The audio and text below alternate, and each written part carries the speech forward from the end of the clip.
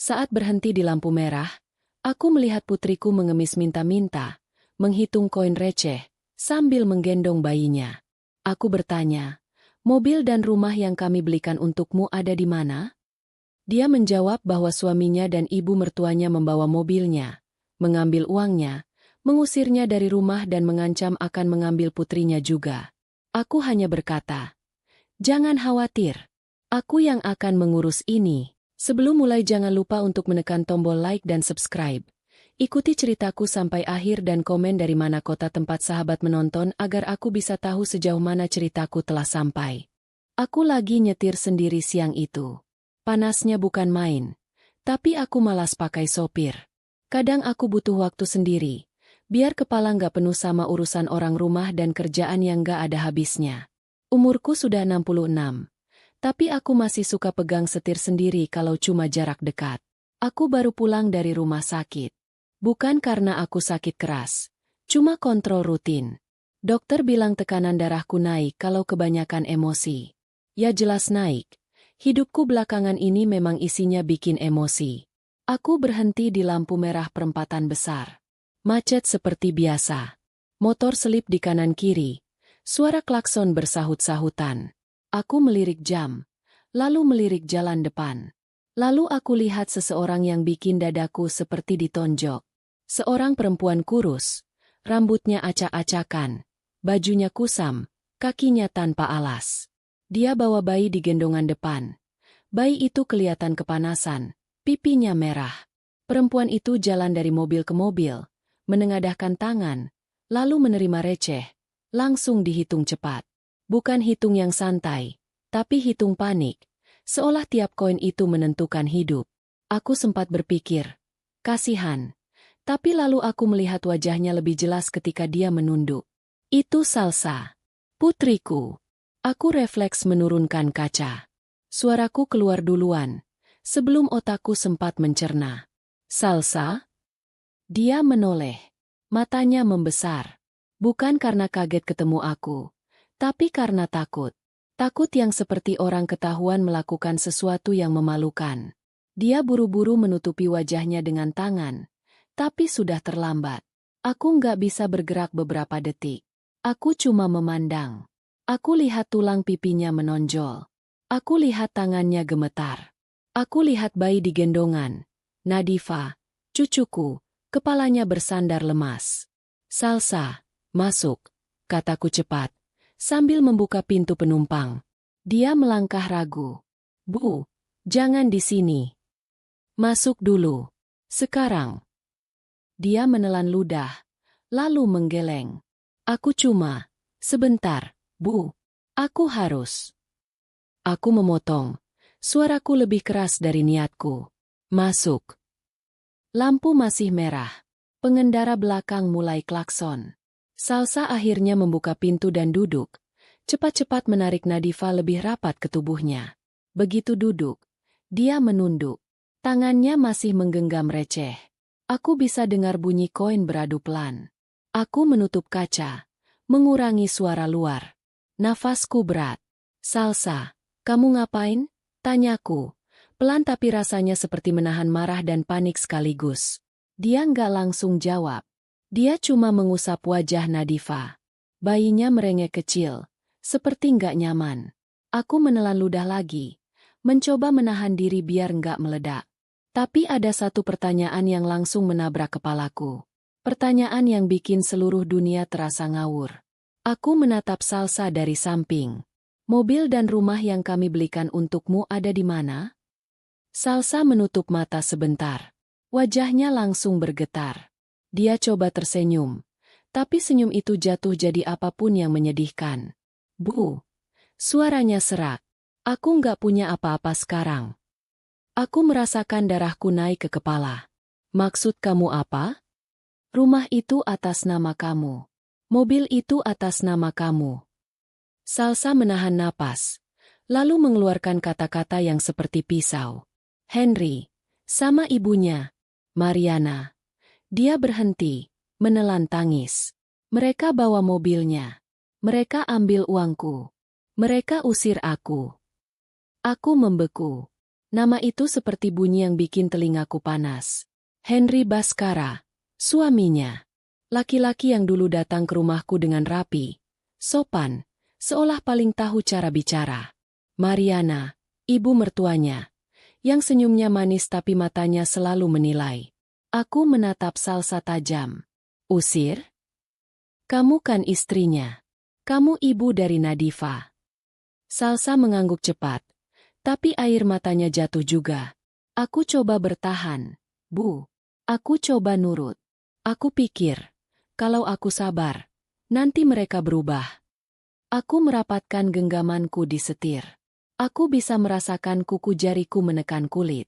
Terus kenapa kamu sampai di jalan? Tanyaku. Suaraku makin pelan. Aku takut jawabannya. Salsa memandang ke bawah, ke koin-koin di tangannya, lalu ke kaki telanjangnya. Seperti baru sadar dirinya terlihat menyedihkan. Karena aku nggak punya uang, Bu, katanya, hampir berbisik. Mereka ambil semua. Henry bilang uangku harus diatur biar rumah tangga jalan. Aku kasih, karena aku percaya. Mariana bilang itu wajar. Istri harus dukung suami. Aku menggeleng kecil. Terus rumah? Salsa mengusap hidungnya. Kasar. Aku nggak ngerti, Bu. Awalnya aku cuma disuruh tanda tangan ini itu. Katanya buat administrasi. Reza juga ikut ngomong, meyakinkan. Dia menelan ludah. Reza Kusuma, adiknya Henry. Dia yang sering urus kertas-kertas. Aku merasa perutku mual. Salsa melanjutkan. Suaranya pecah. Terakhir, aku nanya mobil. Mereka bilang mobilnya dipakai dulu. Aku nanya uang belanja. Mariana bilang aku boros. Aku protes. Henry marah. Aku mau pergi. Mereka tahan. Aku bawa Nadifa. Henry bilang kalau aku keluar, dia ambil Nadifa. Katanya, aku nggak punya hak apa-apa. Aku menahan napas. Dadaku sesak. Tapi aku paksa tetap waras. Salsa menangis tanpa suara beberapa detik. Lalu akhirnya bicara seperti orang yang sudah capek hidup. Sekarang aku tinggal di kolong jembatan yang kumuh, Bu, katanya sambil menahan tangis. Aku cuma bisa ngemis buat beli susu. Nadifa sering kepanasan. Malam dingin. Aku takut. Aku takut mereka datang dan ambil dia. Lampu merah masih lama. Tapi rasanya dunia sudah berhenti. Aku menatap Salsa. Lalu menatap Nadifa yang matanya setengah terpejam. Aku ingin marah. Aku ingin teriak. Tapi aku tahu, kalau aku pecah sekarang, Salsa akan makin hancur. Aku mengangkat tangan, pelan, menyentuh rambut Salsa yang kusut. Kamu kenapa nggak hubungi aku? Salsa menggeleng, menangis makin deras. Aku malu, Bu. Aku takut. Mereka pegang ponselku. Mereka bilang kalau aku cerita ke ibu, mereka bakal bikin ibu ikut kena. Aku menelan semua emosi yang hampir meledak. Aku mengangguk pelan, menahan gemetar di tangan. Aku menatap lurus ke jalan, lalu kembali menatap Salsa. Jangan khawatir, kataku, pelan tapi tegas. Aku yang akan mengurus ini. Begitu lampu hijau, aku jalan pelan. Aku nggak langsung ngebut. Kepala Salsa masih menunduk, dan Nadifa mulai rewel. Tangis bayi itu kecil, tapi rasanya nyayat. Aku pengin langsung bawa mereka pulang, tapi otakku bekerja cepat. Kalau aku pulang sekarang, kemungkinan besar Henry sudah punya orang yang ngawasin. Dan kalau mereka tahu Salsa ada di rumahku, mereka bisa datang rame-rame, bikin keributan, lalu bawa-bawa nama, anak diculik. Aku belok ke arah yang berlawanan dari rumah. Salsa langsung panik. Bu, kita mau kemana? Jangan ke rumah. Aku tahu, jawabku. Makanya kita nggak ke sana. Dia menatapku dengan mata merah. Mereka bisa nyari. Henry punya teman satpam di komplek. Mariana juga kenal orang-orang. Kalau mereka tahu aku sama ibu. Aku mengangguk. Makanya, kita amanin kamu dulu. Aku menuju sebuah penginapan kecil yang aku kenal. Bukan hotel besar, Bukan tempat yang gampang ketahuan. Pemiliknya teman lamaku. Namanya Burini. Orangnya cerewet tapi bisa pegang rahasia. Aku parkir di belakang. Masuk lewat pintu samping. Burini langsung melongo begitu lihat Salsa. Ya Allah, Kirana, ini Salsa? Aku mengangkat telunjuk. Minta dia pelan. Bu, tolong. Saya butuh kamar yang paling gak kelihatan dari jalan. Burini gak banyak tanya. Dia mengangguk cepat. Lalu memanggil pegawainya buat bawain air minum dan kipas kecil. Salsa cuma duduk, memeluk Nadifa erat-erat. Seperti takut ada orang merebut. Di dalam kamar, aku menutup pintu dan mengunci. Baru setelah itu aku berani menarik napas panjang. Aku mau lihat Nadifa dulu, kataku. Salsa ragu, tapi akhirnya menggeser gendongan. Nadifa berkeringat, badannya hangat. Aku bukan dokter, tapi aku tahu bayi seperti ini butuh susu dan tempat adem, bukan asap kendaraan dan panas aspal. Aku buka tas tanganku, ambil botol air minum, tisu, lalu panggil Burini lewat telepon kamar. Bu, tolong carikan susu bayi yang cocok umur 10 bulan. Sama Popo. Dan tolong, jangan bilang siapa-siapa ya. Siap. Jawab Burini tanpa banyak gaya. Salsa menunduk lagi. Aku duduk di hadapannya. Salsa, suaraku lebih pelan sekarang. Kamu ceritakan dari awal. Pelan-pelan, tapi jelas. Aku harus tahu semuanya. Dia mengusap pipinya. Aku takut ibu marah. Aku marah, jawabku jujur. Tapi bukan ke kamu. Aku marah karena kamu diperlakukan kayak begini. Salsa menatapku. Seperti baru percaya aku masih di pihaknya. Dia mulai cerita. Dan tiap kalimatnya bikin dadaku makin panas. Awalnya, setelah menikah, Henry berubah pelan-pelan. Di depan orang, dia suami perhatian. Kalau ada acara keluarga, dia paling rajin cium tangan, paling sopan. Tapi di rumah, dia mulai ngatur hal kecil. Salsa harus lapor kalau mau keluar, harus minta izin kalau mau belanja. Aku pikir itu wajar, kata Salsa. Suaranya kecil. Aku pikir, mungkin dia cuma protektif. Lalu Mariana masuk lebih jauh. Mariana tinggal dekat mereka. Sering datang tanpa kabar. Katanya buat bantu, tapi sebenarnya buat ngawasin. Mariana bilang aku harus belajar jadi istri yang benar. Lanjut Salsa. Kalau aku cerita masalah, dia bilang aku manja. Dia bilang ibu itu terlalu ikut campur. Bikin aku nggak mandiri. Aku mengepalkan tangan. Dia ngomong apa soal aku? Salsa menelan ludah. Dia bilang, kalau aku sering ke ibu, rumah tanggaku nggak akan berkah. Dia bilang ibu pasti akan merendahkan Henry.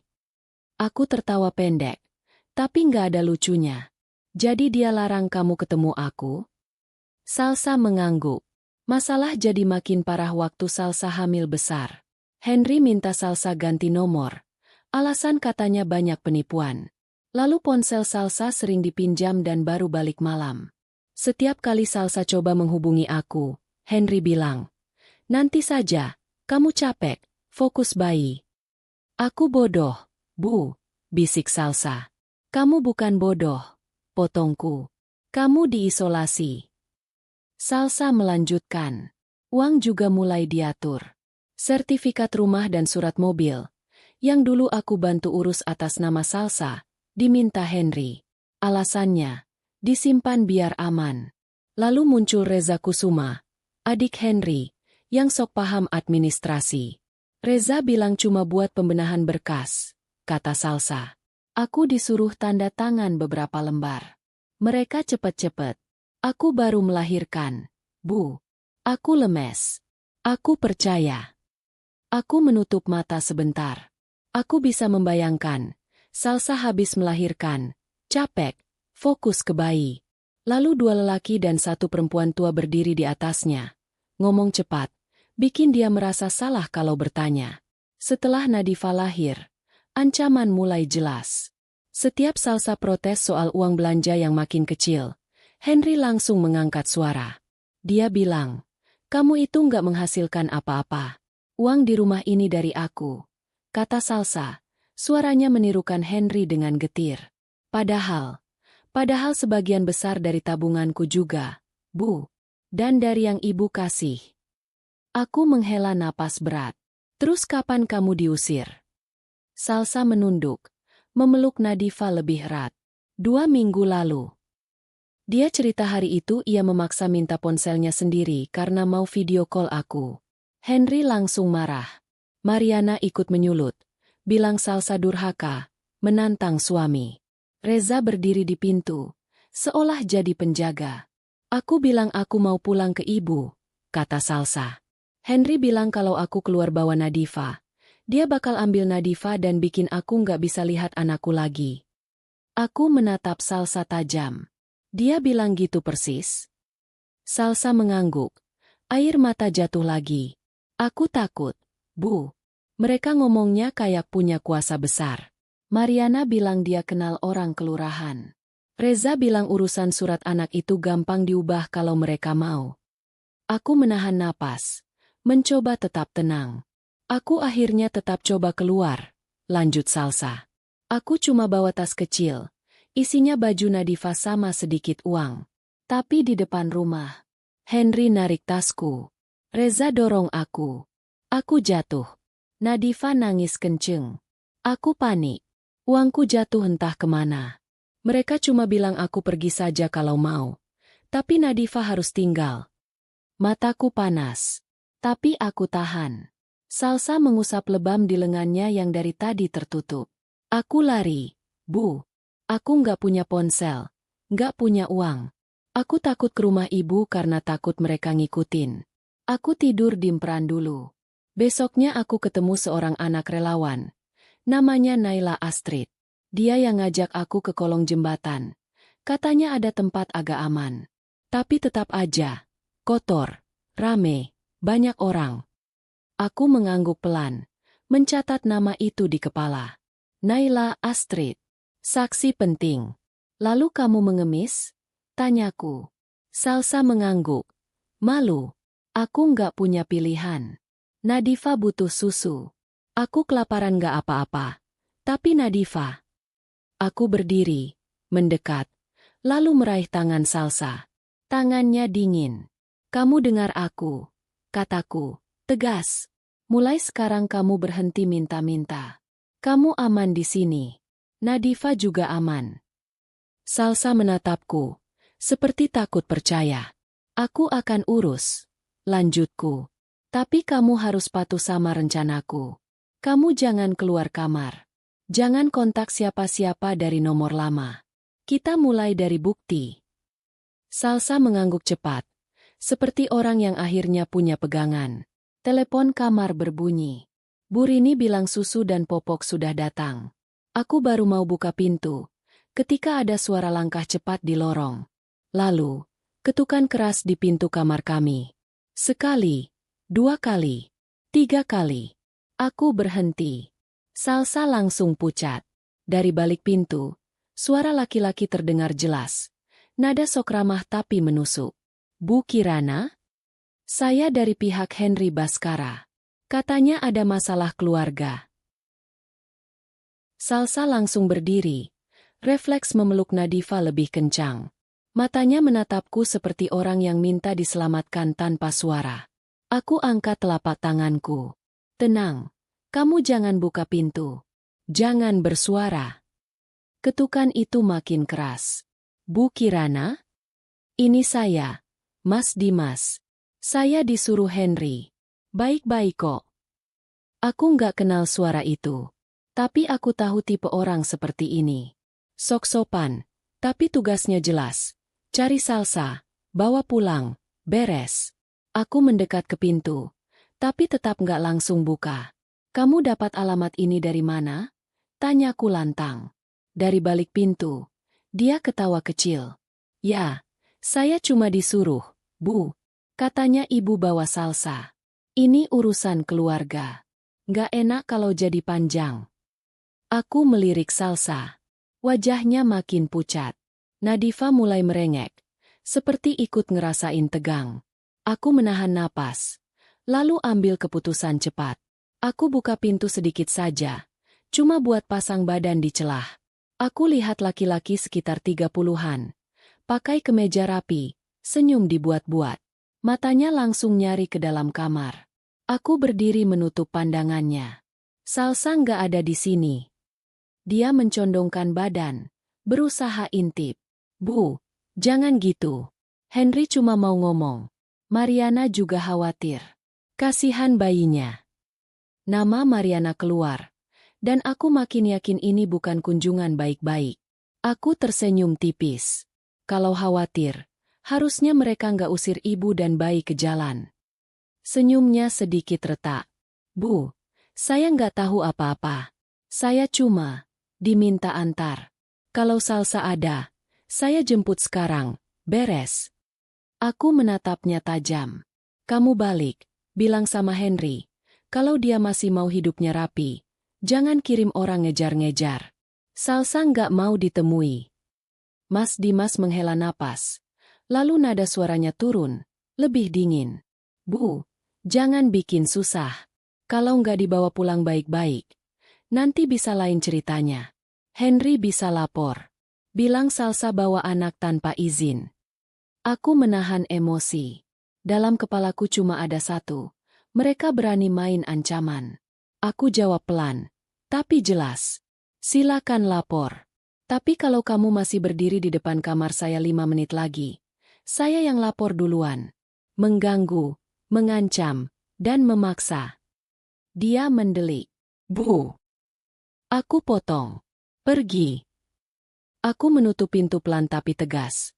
Lalu kunci 2 kali. Salsa langsung menutup mulut. Menahan tangis. Aku mendekat, menaruh tangan di bahunya. Kamu lihat? Kataku. Mereka udah nyari. Salsa gemetar. Bu, kok bisa cepat? Aku menoleh ke jendela, lalu ke pintu lagi. Entah mereka ngikutin mobil kita dari lampu merah, atau ada orang yang lihat. Tapi intinya satu, mereka panik kamu ketemu aku. Aku ambil ponselku. Langsung telepon Bu Rini. Bu, ada orang dari pihak suami anak saya di lorong. Tolong pastikan dia pergi. Kalau bisa, minta pegawai laki-laki dampingi. Jangan ribut. Bu Rini cuma jawab. Siap. Dengan nada tegas. Aku suka orang seperti dia. Banyak mulut, tapi kalau dibutuhkan, gerak cepat. Salsa masih memeluk Nadifa. Aku lihat tangannya kotor. Kukunya pendek dan retak. Aku tahu dia sudah terlalu lama bertahan sendirian. Aku tarik kursi, duduk di depan Salsa. Sekarang dengar, kita nggak akan menang kalau cuma pakai marah. Kita harus pakai bukti. Kamu ingat apa saja yang mereka ambil? Uang, surat, semuanya. Salsa mengusap mata. Henry pegang kartu ATM-ku. Katanya biar dia yang tarik buat kebutuhan rumah. Aku sempat minta balik, tapi Mariana bilang aku nggak percaya sama suami. Kartu itu atas nama kamu? Salsa mengangguk. Terus surat rumah? Salsa ragu sebentar. Ada map biru. Henry simpan di lemari. Sertifikat rumah, BPKB mobil. Aku lihat terakhir beberapa bulan lalu. Yang kamu tanda tangan waktu habis melahirkan itu apa? Salsa menggeleng cepat. Aku nggak sempat baca. Reza yang ngomong terus. Dia bilang cuma buat pindah data kendaraan sama pembenahan dokumen rumah. Aku capek. Bu. Nadifa nangis. Aku cuma mau mereka diam. Aku menarik napas pelan. Motif Reza jelas. Dia operator, yang urus jalan kotor. Motif Henry lebih jelas. Dia mau pegang semua kendali. Motif Mariana? Serakah dan haus kuasa. Buat orang seperti Mariana, menantu itu bukan manusia, tapi aset. Aku berdiri. Kita mulai dari yang paling cepat. Rekening kamu. Salsa menatapku bingung. Aku nggak punya akses. Aku punya kenalan bank. Jawabku. Tapi sebelum itu, kamu harus aman. Kalau mereka bisa nemu kamu di sini, berarti tempat ini nggak cukup. Salsa panik. Bu. Aku capek. Aku tahu. Aku menunduk, menatap matanya. Makanya kamu sekarang ikut aku. Tapi bukan ke rumah. Kita pindah ke tempat yang lebih aman. Dan mulai malam ini, kamu nggak boleh muncul dimanapun. Salsa menelan ludah. Kayak, sembunyi? Bukan sembunyi, kataku. Kita mundur satu langkah biar bisa hajar mereka dengan benar. Bu Rini mengetuk pelan. Aku buka sedikit. Dia sudah pergi, bisiknya. Tapi saya nggak yakin dia pergi jauh. Aku mengangguk. Terima kasih, Bu. Begitu pintu tertutup, aku langsung buka kontak yang sudah lama nggak aku hubungi. Nama itu muncul, Tegar Herlambang. Aku tekan panggil. Tegar mengangkat cepat. Suaranya tenang. Bu Kirana? Tegar, aku butuh kamu, kataku tanpa basa-basi. Anakku, Salsa, diusir suaminya. Asetnya dirampas. Mereka ancam mau ambil bayi. Aku butuh langkah yang aman, cepat, dan gak bisa dibalik. Ada jeda 1 detik. Lalu Tegar menjawab tegas. Ibu tenang. Jangan pulang ke rumah dulu. Jangan kontak pihak mereka lagi sendirian. Ceritakan pelan-pelan. Saya catat. Salsa menatapku. Untuk pertama kalinya ada sedikit harapan di wajahnya. Aku menutup telepon sebentar dengan tangan. Lalu bilang ke Salsa. Ini Tegar. Dia pengacara. Dia bukan orang yang gampang ketipu drama. Salsa mengangguk. Air matanya jatuh lagi. Tapi kali ini bukan cuma putus asa. Ada lega. Aku kembali ke telepon. Satu lagi. Tegar. Mereka udah kirim orang nyari. Namanya Mas Dimas. Ngaku utusan Henry. Tegar langsung berubah lebih serius. Berarti mereka takut. Bagus. Ibu pegang itu. Mulai sekarang, semua komunikasi dicatat. Dan kalau bisa, kita cari jejak uangnya. Saya juga punya kenalan investigator. Namanya Teddy Wicaksono. Dia bisa bantu lacak. Aku memejamkan mata sebentar. Oke, ini jalannya. Aku menatap Salsa dan Nadifa. Aku tahu ini nggak akan selesai hari ini. Atau besok. Tapi satu hal sudah pasti. Aku nggak akan biarkan anakku dan cucuku hidup di bawah ancaman orang serakah. Aku menatap Salsa, lalu berkata pelan. Mulai sekarang, kamu bukan korban yang lari-lari lagi. Kamu saksi. Dan mereka akan bayar. Malam itu kami pindah. Bukan pindah jauh. Tapi cukup untuk bikin orang yang ngawasin kehilangan jejak. Aku pakai mobil lain milik sopir lama. Aku ganti rute. Dan aku minta Bu Rini tutup mulut kalau ada yang tanya. Salsa duduk di belakang. Nadifa tertidur di pelukannya. Wajah Salsa capek banget. Tapi matanya masih waspada. Seperti orang yang takut pintu dibuka paksa kapan saja. Kami masuk ke sebuah rumah kecil kosong milik sepupuku yang sudah lama tinggal di luar kota. Rumah itu nggak mewah. Tapi aman. Tetangga kanan kiri bukan tipe kepo.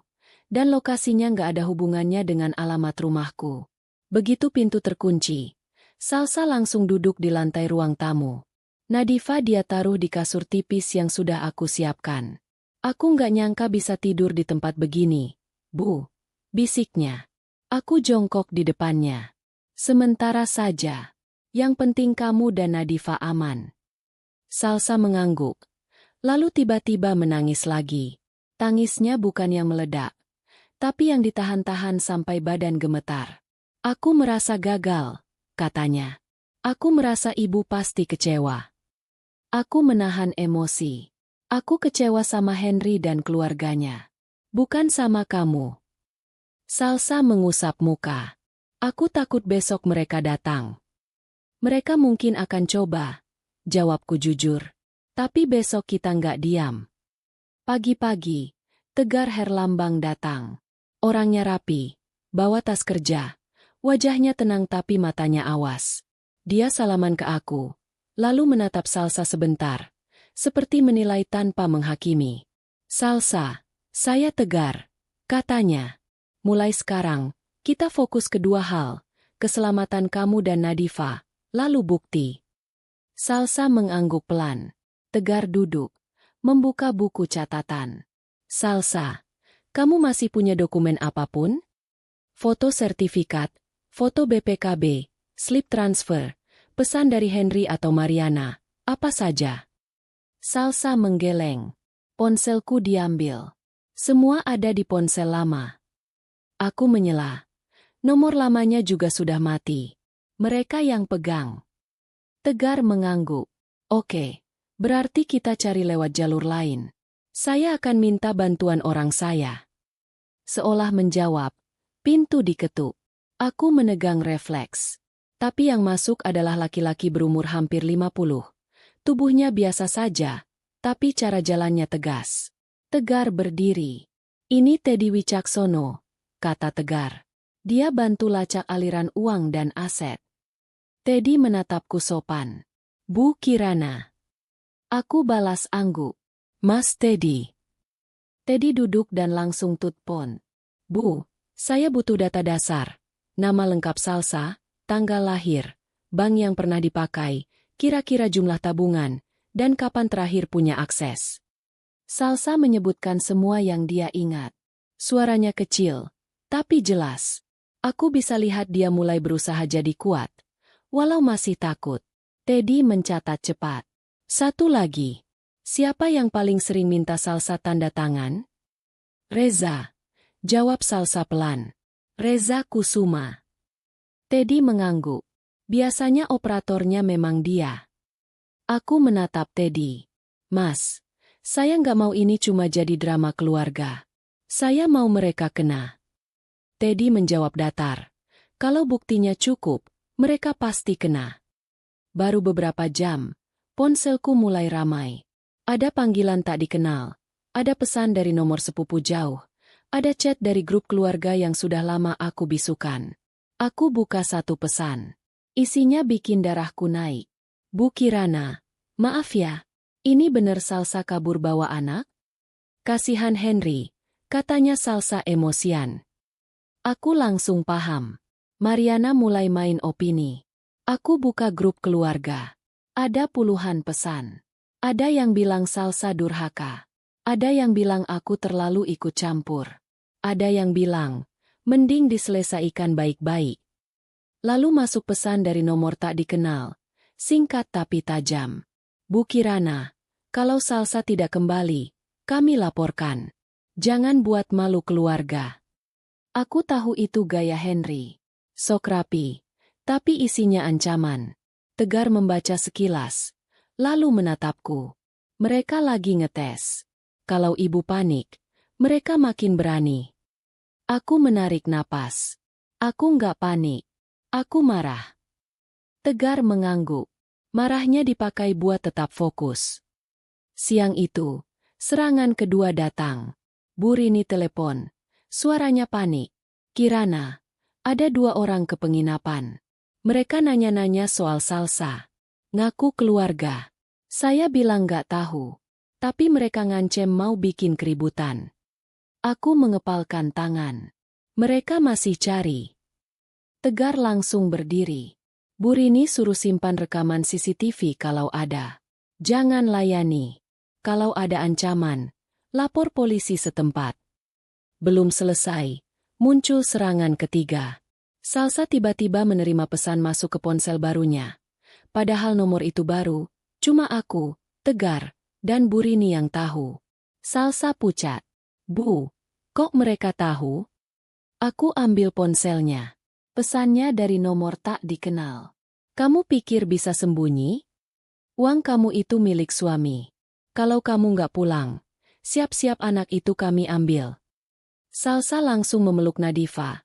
Seperti ada orang yang mau merebut detik itu juga. Nadifa terbangun dan menangis. Aku mengusap kepala cucuku, lalu menatap Salsa. Kamu lihat? Ini bukan soal balik baik-baik. Mereka mau kuasa. Tegar menatap layar. Wajahnya makin serius. Nomor baru bisa bocor dari orang yang punya akses data. Bisa juga dari orang sekitar. Tapi yang jelas, ini ancaman. Kita simpan. Teddy bangkit pelan. Bu, saya dapat kabar awal. Aku menoleh cepat. Apa? Teddy membuka ponselnya, menunjukkan catatan. Ada transaksi mencurigakan dari rekening Salsa beberapa bulan terakhir. Polanya rutin, jumlahnya lumayan, dan ujungnya ke rekening pihak ketiga. Nama pemiliknya ada kaitan dengan koperasi yang pernah dekat sama Mariana. Salsa menutup mulut. Jadi uangku. Teddy mengangguk. Iya, ini baru awal, tapi arahnya jelas. Uang Salsa dialirkan. Aku menatap Tegar. Berarti benar mereka ambil. Tegar mengangguk. Dan mereka akan bilang itu untuk keluarga. Makanya kita harus buktikan bahwa itu penggelapan, bukan kesepakatan. Aku duduk, menahan emosi biar nggak meledak di depan Salsa. Aku harus jadi tiang, bukan jadi api. Tiba-tiba ponselku bergetar lagi. Kali ini panggilan video dari nomor tak dikenal. Aku hampir menolak. Tapi Tegar menahan dengan isyarat. Angkat. Tapi jangan ngomong banyak. Aku angkat. Layar menampilkan Mariana. Wajahnya penuh senyum. Tapi matanya dingin. Di belakangnya, aku melihat sekilas ruang tamu rumah Salsa. Rumah yang dulu aku bantu isi. Bu Kirana. Suara Mariana manis tapi menusuk. Akhirnya kita bisa bicara.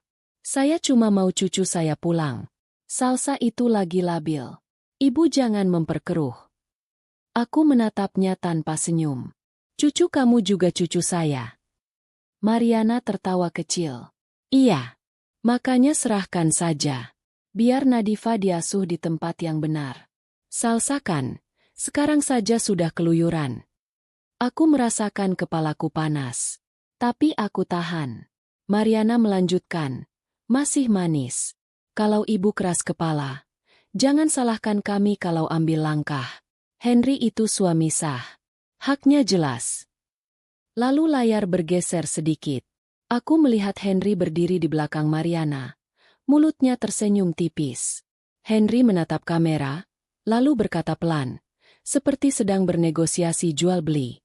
Bu Kirana, kembalikan Salsa. Kalau tidak, besok saya buat laporan resmi. Dan setelah itu, jangan kaget kalau Nadifa tidak lagi bersama Salsa. Aku menutup panggilan video itu tanpa bicara panjang.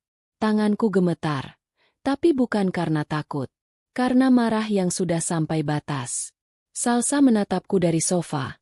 Nadifa masih menangis kecil di pelukannya. Mereka serius, Bu? Suara Salsa serak. Aku mendekat. Menatap matanya. Serius. Makanya kita harus lebih serius. Tegar langsung bergerak.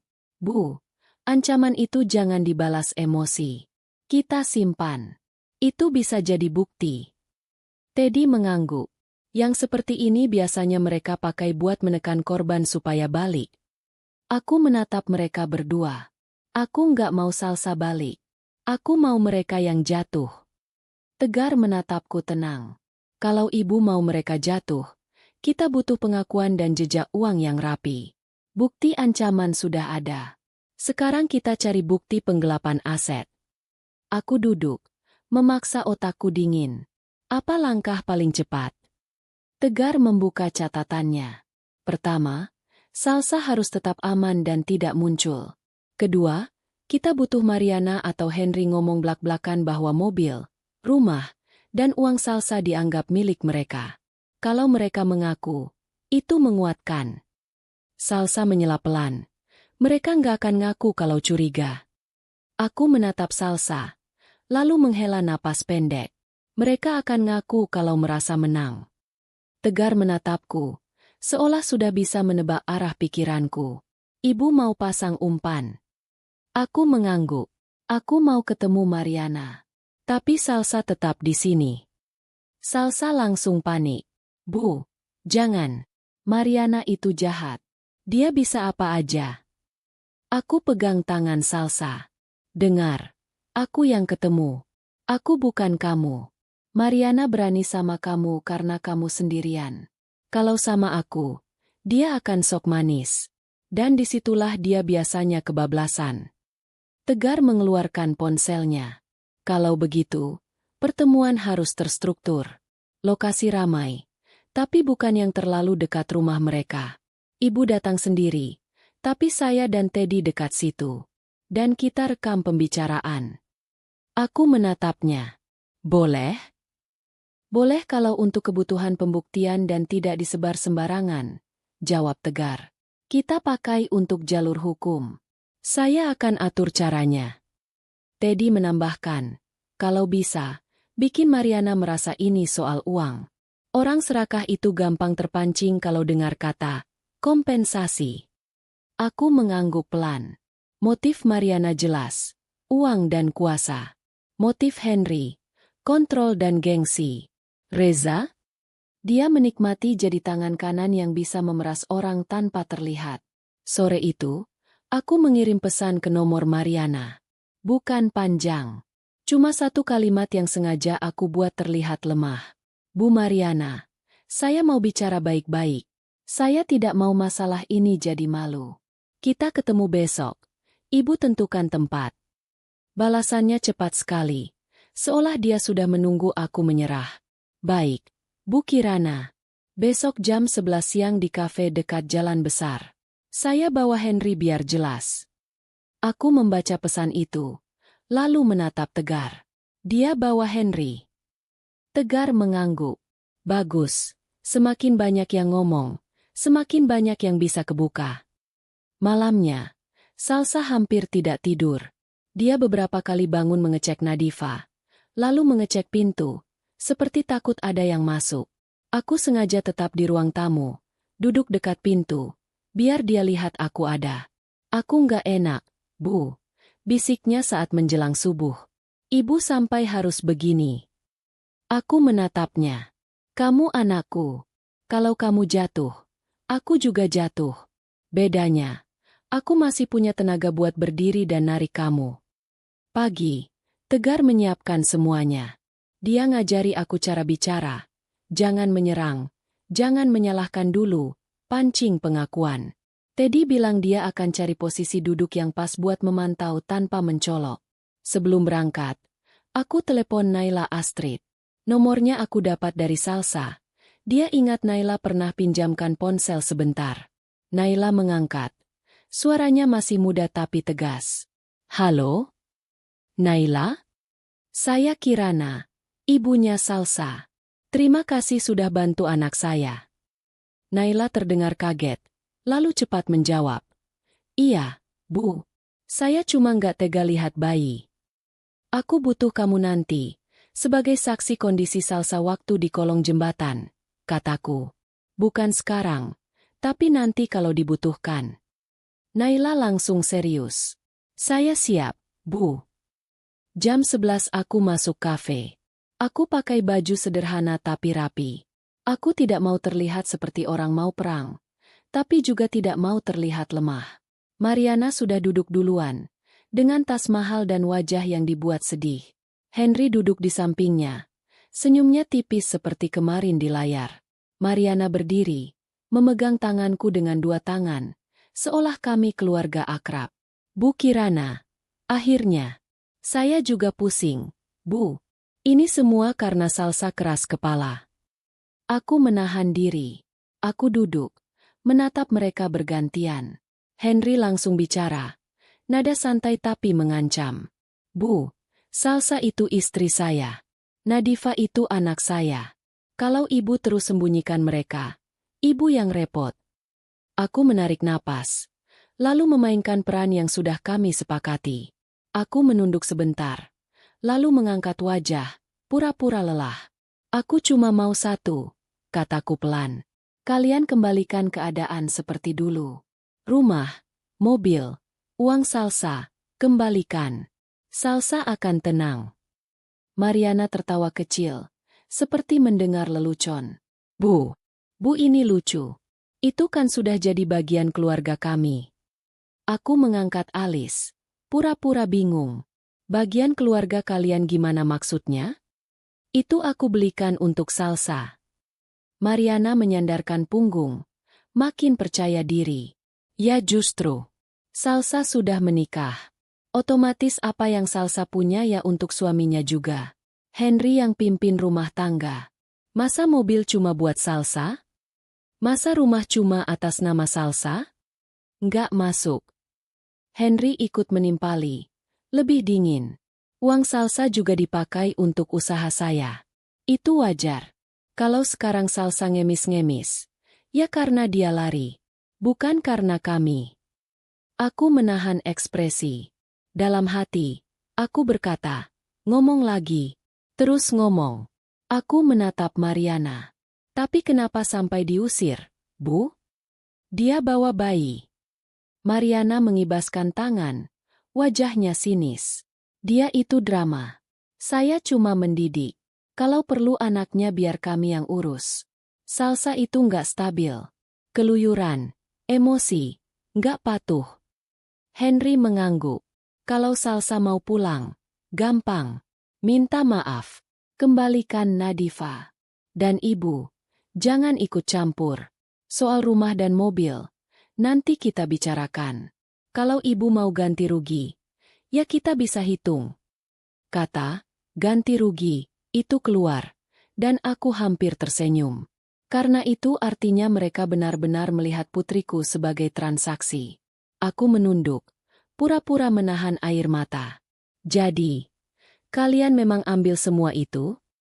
Mariana mengangguk ringan, tanpa rasa bersalah. Ambil? Jangan pakai kata itu, Bu. Itu hak keluarga.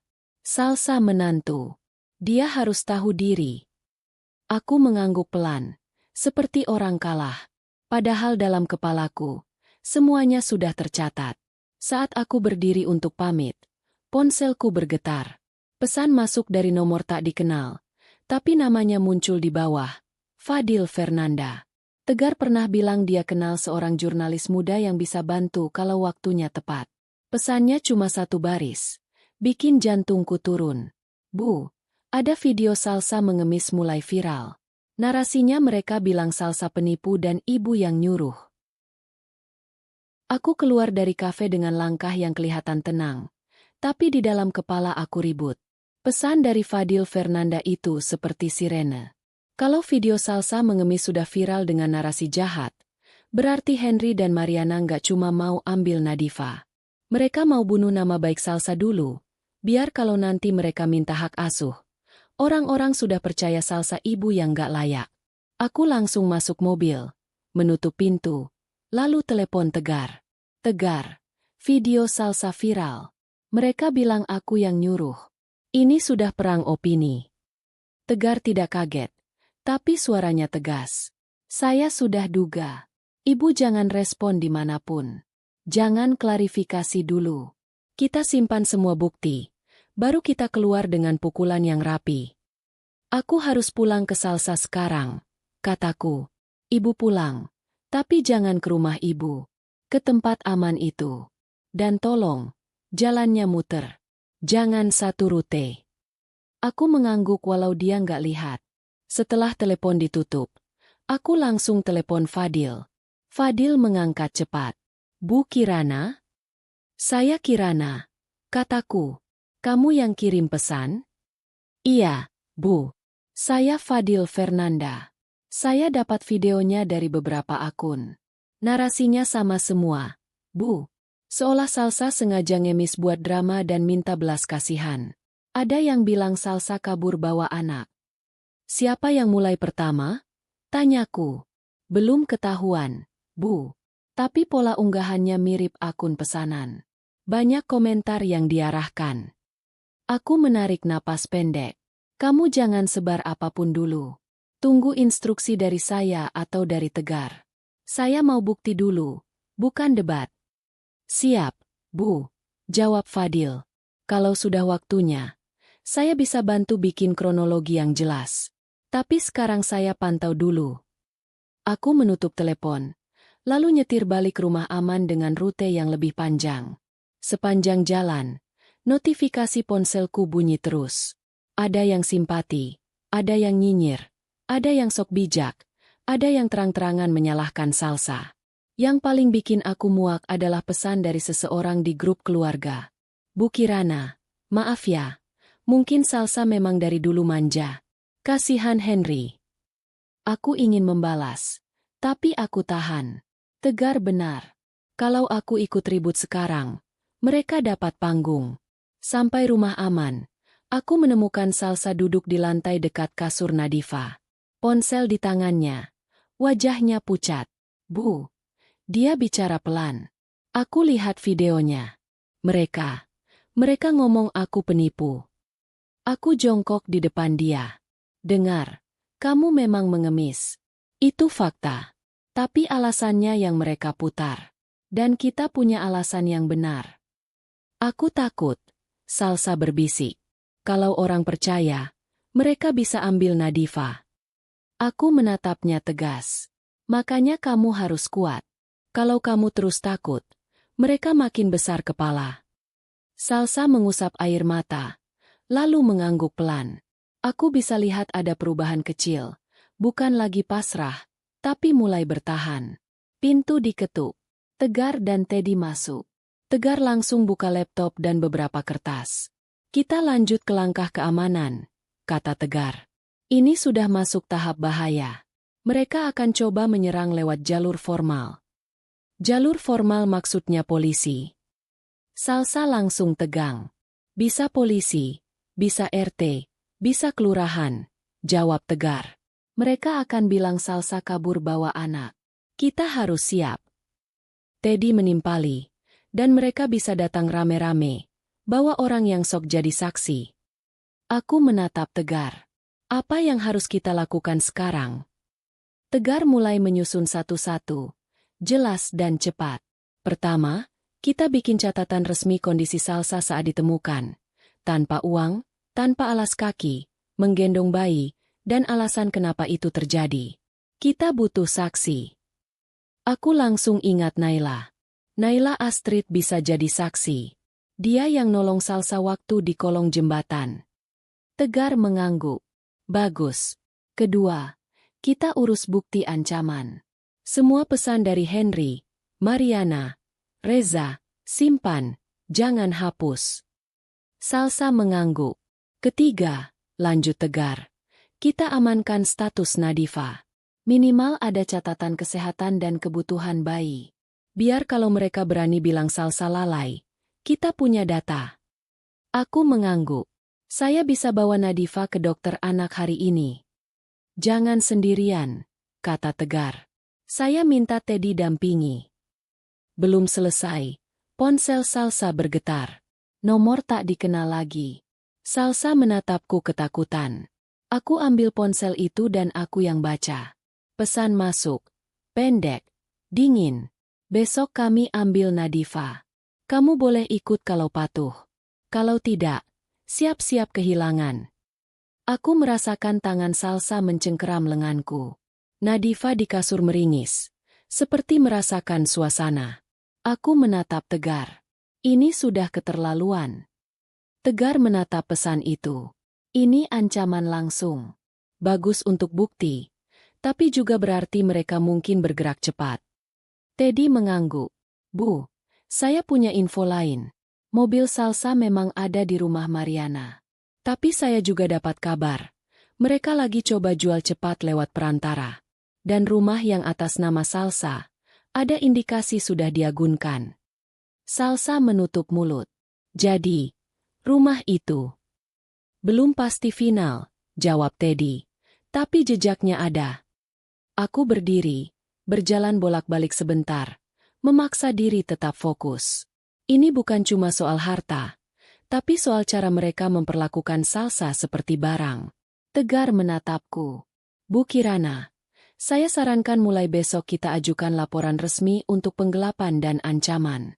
Tapi sebelum itu, kita amankan posisi dulu. Jangan sampai mereka dapat kesempatan mendekat ke Nadifa. Salsa menatapku. Suaranya gemetar tapi lebih tegas dari sebelumnya. Bu, aku capek takut. Aku mau lawan. Tapi aku nggak tahu caranya. Aku menatap putriku.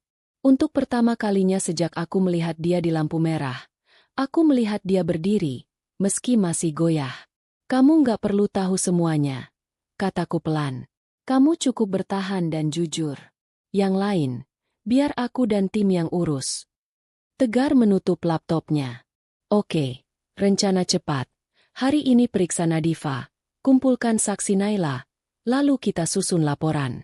Dan Bu, satu hal. Apa? Tanyaku. Tegar menatapku serius. Kalau mereka benar-benar nekat, mereka bisa datang kapan saja. Kita harus siap kalau malam ini pun ada yang coba masuk. Seolah menjawab, dari luar terdengar suara motor berhenti lama di depan rumah. Mesin dimatikan. Lalu ada langkah pelan mendekat ke pagar.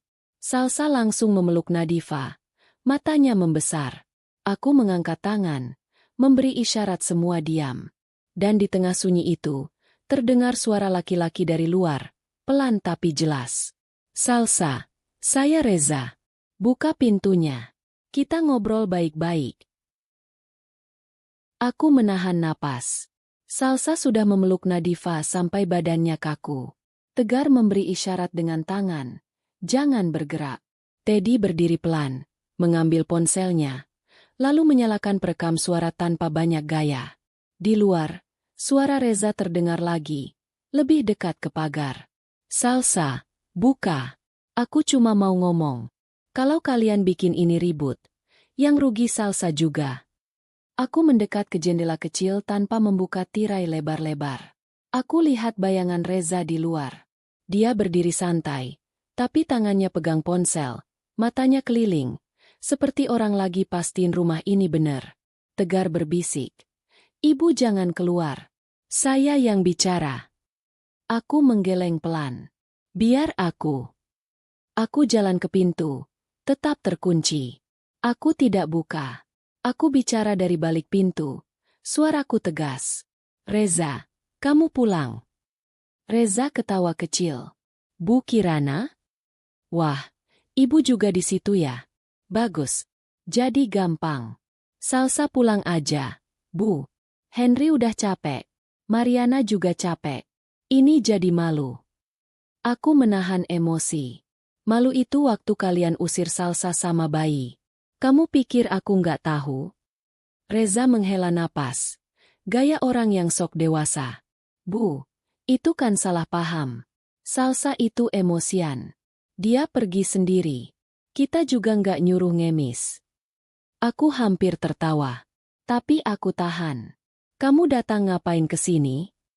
Nego, Bu. Jawab Reza cepat. Biar selesai. Salsa balikin Nadifa. Terus soal rumah sama mobil. Ya kita atur.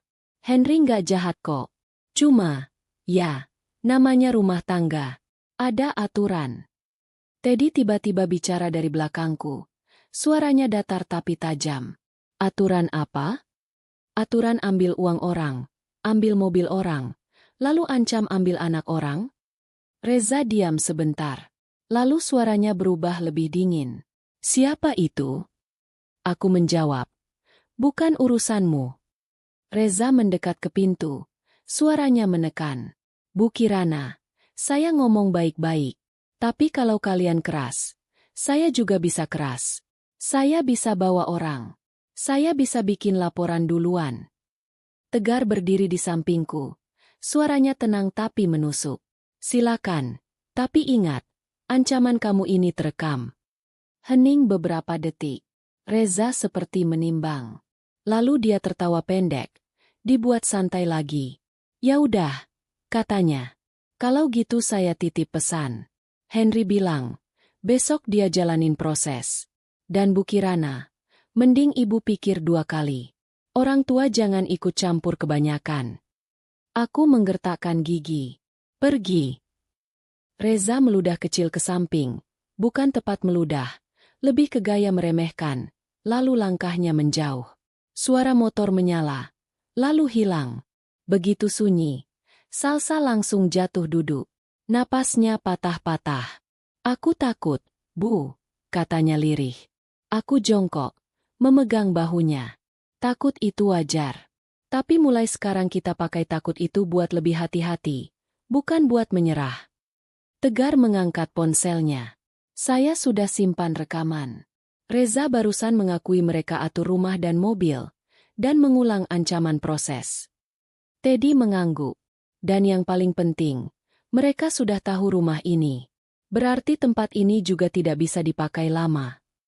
Aku menatap mereka. Aku capek pindah-pindah. Aku mau selesain.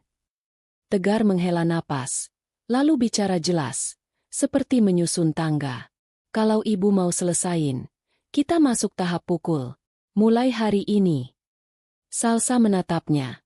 Matanya merah tapi ada nyala kecil. Tahap pukul itu gimana? Tegar membuka map. Pertama, kita buat laporan resmi.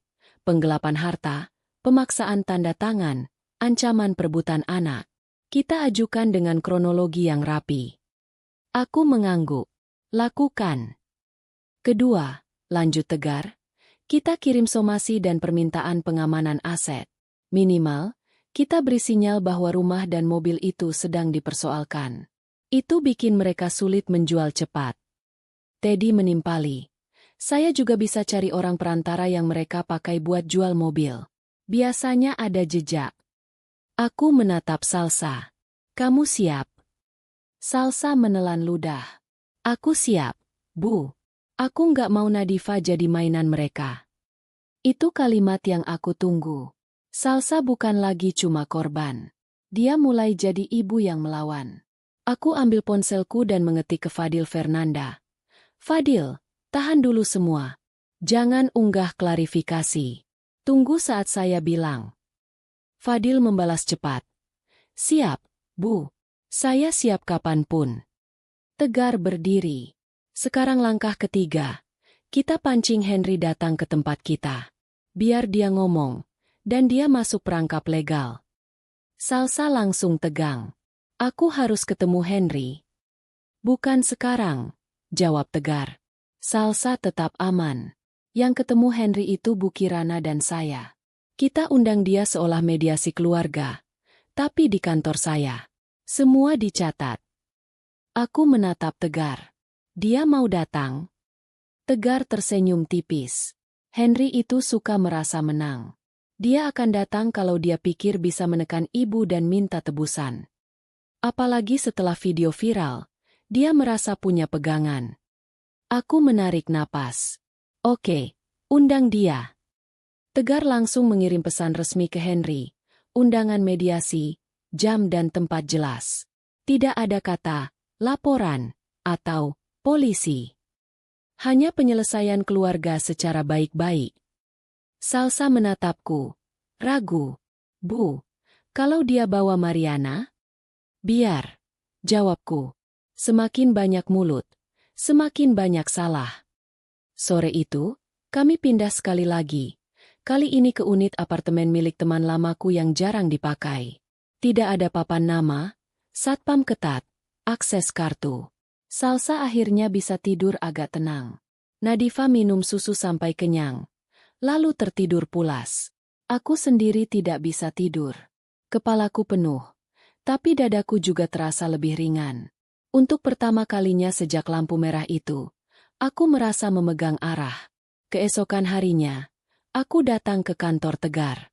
Tegar sudah menyiapkan ruang pertemuan kecil. Ada kamera keamanan kantor. Ada staf yang tahu kapan harus masuk kalau suasana memanas. Teddy duduk di ruangan lain, siap dengan data yang sudah terkumpul. Jam menunjukkan hampir tepat. Pintu luar terdengar dibuka. Suara langkah masuk. Mantap, percaya diri. Henry Baskara muncul di ambang pintu. Rapi, senyum tipis, seperti orang datang untuk menang. Bu Kirana, katanya santai. Akhirnya ibu mau bicara baik-baik. Tegar berdiri, menutup pintu pelan dari dalam, lalu berkata tenang, jelas, tanpa emosi. Henry, hari ini bukan pertemuan keluarga. Hari ini pencatatan perbuatan. Henry duduk dengan santai, seperti dia yang punya ruangan itu. Jasnya rapi, rambutnya klimis, dan wajahnya sama sekali nggak kelihatan seperti orang yang baru kehilangan istri dan anak. Dia malah kelihatan seperti orang mau menagih utang. Ayo, Bu, katanya. Saya nggak punya banyak waktu. Saya mau ini cepat. Salsa pulang, Nadifa pulang, selesai. Aku menatapnya tanpa senyum. Kamu ngomong seolah-olah kamu kehilangan. Padahal kamu yang mengusir. Henry menghela napas, pura-pura capek. Ibu dengar cerita dari Salsa kan? Salsa itu pintar main drama. Dia pergi sendiri. Saya juga malu. Bu, video dia ngemis itu bikin keluarga saya dihujat. Aku mengangkat alis. Keluarga kamu dihujat? Kamu mikir Salsa dan bayi umur 10 bulan itu ngemis buat gaya? Henry mencondongkan badan. Suaranya pelan tapi menekan. Bu, saya nggak mau berdebat. Saya mau solusi. Ibu kembalikan Nadifa. Saya bisa toleransi Salsa tinggal di rumah ibu dulu. Tapi tetap saya yang pegang hak sebagai ayah. Tegar Herlambang yang dari tadi diam. Akhirnya bicara. Henry, kamu datang ke sini untuk mediasi. Tapi saya harus jelaskan. Setiap ucapan kamu dicatat. Henry tersenyum tipis. Silakan, Pak. Saya nggak takut.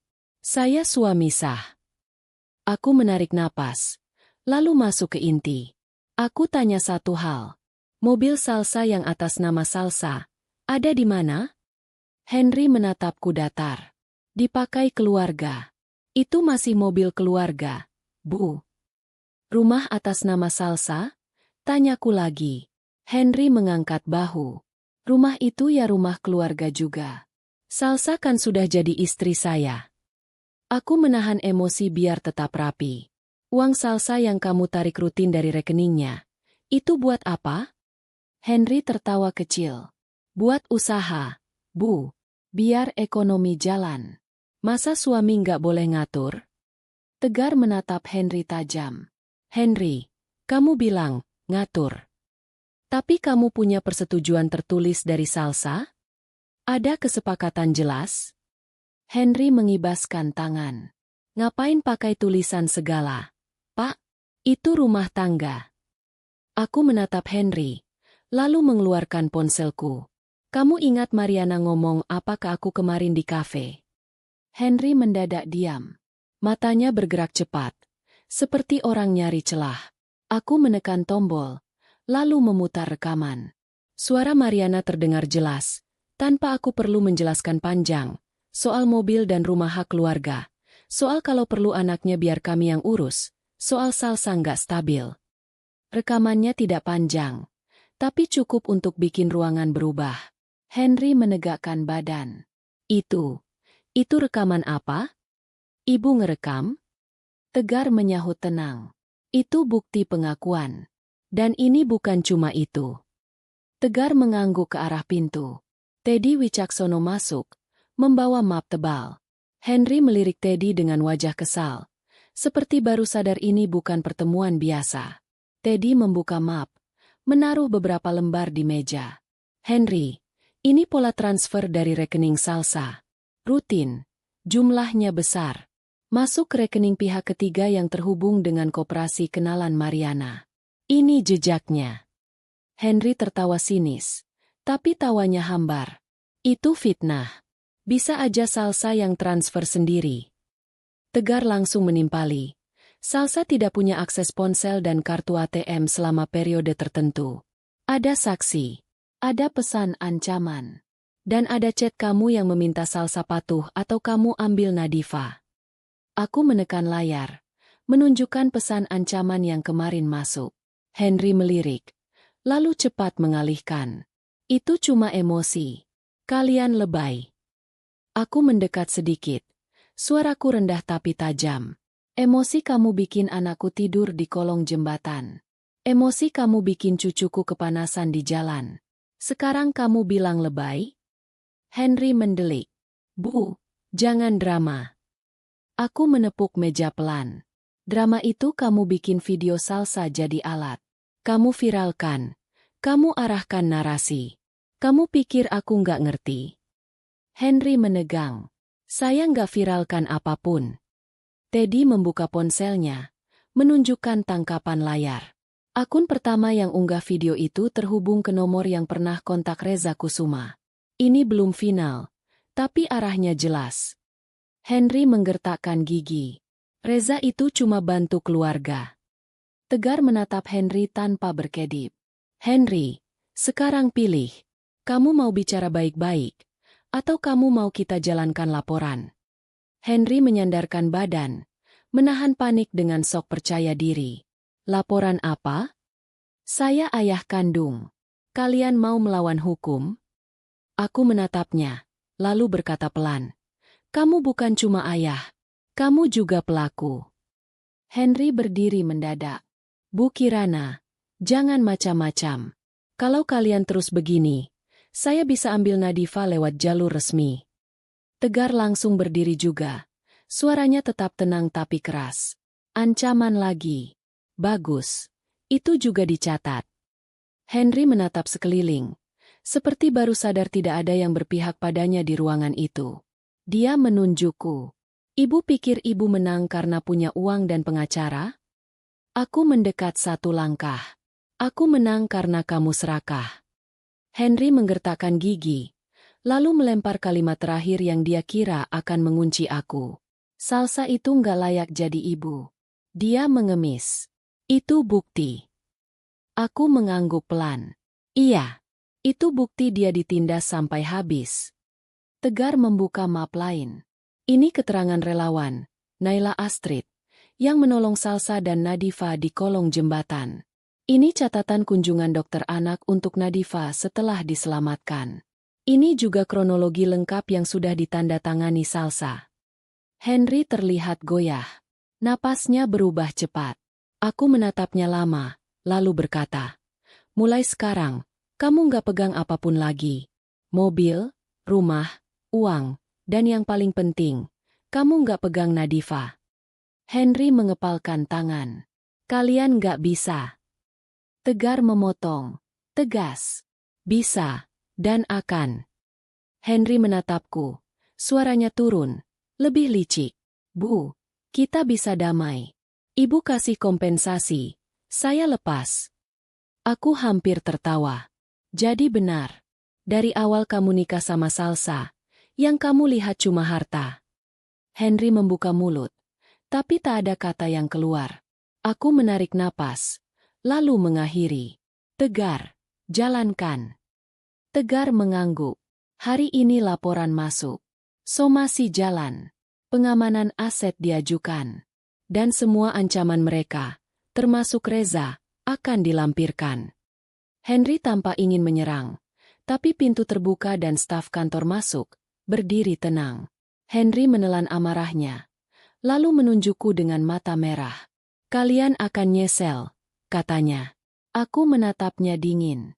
Yang akan nyesel itu kamu. Karena kamu kira Salsa sendirian. Henry keluar dengan langkah cepat. Kali ini tidak lagi santai. Dan saat pintu tertutup, aku merasakan satu hal yang sudah lama hilang, kendali. Aku menatap Tegar dan Teddy. Sekarang giliran mereka merasakan takut. Setelah pertemuan itu, hidup kami tidak langsung jadi tenang. Tapi arahnya jelas. Sekarang kami yang memegang kendali. Tegar bergerak cepat. Laporan resmi masuk. Somasi dikirim. Permintaan pengamanan aset diajukan. Teddy terus ngumpulin jejak. Dari orang yang jadi perantara jual mobil sampai dokumen agunan rumah. Aku ikut bolak-balik, tanda tangan ini itu. Tapi aku pastikan satu hal. Salsa dan Nadifa tidak muncul kemana-mana dulu. Salsa sempat goyah beberapa kali. Apalagi waktu komentar jahat masih beredar. Kadang dia duduk lama, menatap layar ponsel. Baca kata-kata yang menyakitkan seolah dia pantas diperlakukan seperti sampah.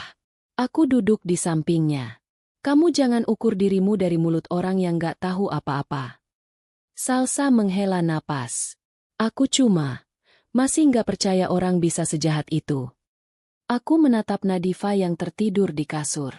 Orang seperti mereka gak mikir itu jahat. Mereka mikir itu hak. Pelan-pelan, Salsa berubah. Dia mulai bangun pagi bukan cuma buat Nadifa, tapi buat dirinya. Dia ikut sesi konseling yang Tegar rekomendasikan. Dia mulai berani ngomong detail kronologi tanpa berhenti di tengah karena takut. Dia belajar satu hal yang dulu dia lupa. Dia berhak hidup aman. Sementara itu, di sisi lain, permainan Henry dan Mariana mulai runtuh. Pertama, soal mobil. Begitu ada surat dan status sengketa jelas. Pembeli mundur. Perantara yang biasa sok dekat langsung kabur. Mobilnya tidak jadi laku, malah jadi beban. Teddy juga menemukan bukti mereka sempat mau ganti plat sementara. Itu menambah masalah. Kedua, soal rumah. Indikasi agunan terkuak. Ada dokumen yang tidak beres. Ada tanda tangan yang dipertanyakan. Begitu Tegar menekan dengan jalur resmi. Pihak yang menerima agunan buru-buru jaga jarak. Mereka tidak mau terseret. Rumah yang mereka kira sudah aman di tangan mereka tiba-tiba jadi sumber panik. Ketiga, soal uang. Jejak transfer itu seperti benang yang ditarik terus sampai akhirnya ketemu simpulnya. Reza Kusuma yang tadinya sok jadi pahlawan keluarga, mulai kelimpungan. Teleponnya mendadak susah dihubungi. Ada hari di mana dia malah datang ke kantor Tegar, minta jalan damai. Tegar menatapnya dingin. Damai itu sebelum kalian mengancam ambil bayi. Reza mencoba senyum. Pak, namanya juga keluarga. Tegar menutup map. Kamu bukan keluarga. Kamu alat. Video yang sempat dipakai untuk menjatuhkan Salsa akhirnya berbalik jadi bumerang. Bukan karena kami teriak-teriak, tapi karena kami keluar dengan bukti saat waktunya tepat. Fadil Fernanda menyusun kronologi yang jelas. Tidak lebay. Tidak mengada-ada. Ada saksi Naila Astrid. Ada bukti ancaman. Ada bukti jejak uang. Ada rekaman pengakuan Mariana. Begitu tayang, orang-orang yang dulu nyinyir mulai diam. Sebagian minta maaf. Sebagian pura-pura tidak pernah ngomong apa-apa. Aku tidak peduli. Yang penting, narasi palsu mereka mati. Henry kehilangan muka. Bukan cuma di internet. Tapi di dunia nyata, rekannya menjauh, urusan kerjaannya terganggu. Dan yang paling membuat dia tidak tahan, dia tidak bisa lagi main suami baik-baik di depan orang. Mariana lebih parah. Buat dia, dijauhi tetangga itu seperti dihukum telanjang di depan umum. Orang yang dulu dia ajak arisan mulai menghindar. Orang yang dulu dia adu domba mulai sadar. Dia coba pasang wajah korban. Tapi kali ini tidak ada yang percaya. Satu sore, Tegar mengabari aku. Suaranya tenang tapi ada nada puas. Bu, prosesnya jalan. Mereka tidak bisa lari seperti kemarin. Dan untuk sementara, posisi Nadifa aman bersama Salsa. Aku menutup telepon, lalu duduk lama. Bukan karena sedih, tapi karena akhirnya bisa bernapas. Beberapa bulan kemudian, Salsa mulai kerja kecil-kecilan dari rumah. Tidak besar, tapi dia bangga karena itu dari tenaga sendiri. Dia belajar mengurus keuangan lagi. Pelan-pelan. Dia tidak lagi menunduk kalau ada orang menatap. Nadifa tumbuh sehat. Pipinya berisi. Tidurnya tenang. Suatu siang, aku menyetir lagi melewati perempatan yang sama. Lampu merah. Matahari tetap terik. Aku sempat merasa mual mengingat hari pertama aku melihat Salsa di sana. Tapi kali ini berbeda. Salsa duduk di belakang bersama Nadifa yang sudah lebih besar. Nadifa menggoyang-goyangkan mainan kecil, tertawa. Salsa menatap keluar jendela. Matanya tenang. Lalu aku melihat sosok di pinggir jalan. Seorang perempuan tua, rambutnya kusut, bajunya kusam, berdiri kaku sambil menadahkan tangan. Di dekatnya, seorang laki-laki menunduk, menghitung koin receh di telapak tangan. Mereka bergantian mengetuk kaca mobil orang. Aku mengenali wajah itu meski sudah rusak oleh lelah. Mariana. Dan di sampingnya, Henry. Aku tidak menurunkan kaca. Aku tidak turun untuk menghina. Aku cuma menatap, dan untuk pertama kalinya, aku tidak merasa ingin meledak. Aku hanya merasa, selesai. Salsa menatap juga. Napasnya sempat tersangkut. Lalu pelan-pelan dia menghembuskan. Itu mereka, bisiknya. Aku mengangguk. Iya. Salsa memeluk Nadifa. Lebih santai kali ini, bukan karena takut. Bu, aku nggak nyangka bakal begini. Aku menatap lurus ke depan. Kamu dulu berdiri di situ, sendirian. Sekarang kamu tidak sendirian. Mereka akhirnya merasakan apa yang mereka buat. Lampu hijau menyala. Aku jalan pelan, melewati mereka. Mariana sempat menatap mobilku, seperti ingin berteriak. Tapi suaranya tidak keluar. Henry menunduk lagi, menghitung receh, seperti orang yang baru sadar dunia tidak bisa dia kendalikan selamanya. Di kursi belakang, Salsa berbisik ke Nadifa. Suaranya hangat. Kita pulang ya. Aku mengangguk. Meski tidak ada yang melihat, dadaku terasa ringan. Bukan karena aku puas melihat orang jatuh, tapi karena aku akhirnya menjemput anakku pulang dari tempat yang seharusnya tidak pernah dia injak. Dan kali ini, aku tidak terlambat. Saat berhenti di lampu merah,